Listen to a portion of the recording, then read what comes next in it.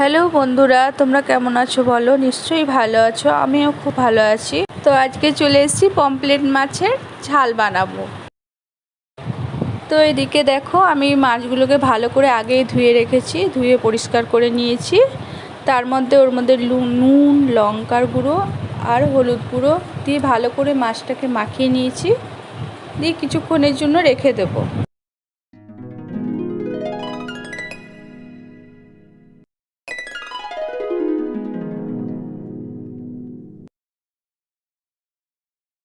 এদিকে আমি মিক্সির জারে কাঁচা লঙ্কা আর ধনেপাতা বেটে নেব। কড়াইয়ে সর্ষের তেল দিয়ে মাছগুলো ভালো করে ভেজে নেব।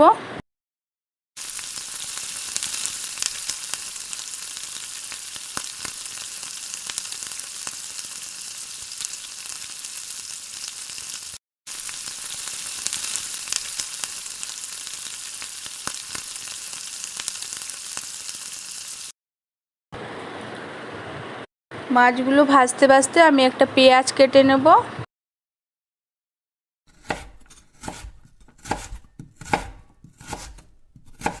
আমার পেঁয়াজ কাটা হয়ে গেছে।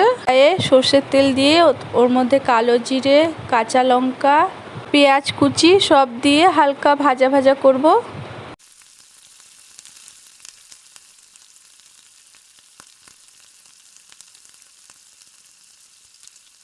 ভাজা ভাজা হয়ে গেলে ওর মধ্যে যে সর্ষে বাটাটা ছিল, ওই সর্ষে বাটাটা দিয়ে দেবো। তারপরে এর মধ্যে নুন, হলুদ সব দিয়ে দিলাম।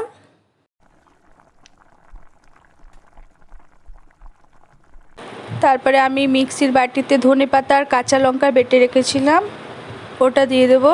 খুব একটা কষাবার দরকার নেই, হালকা কষালেই হবে।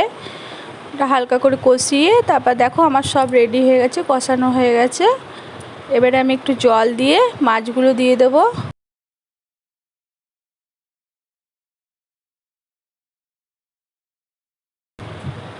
দিয়ে ঢাকা দিয়ে দেবো।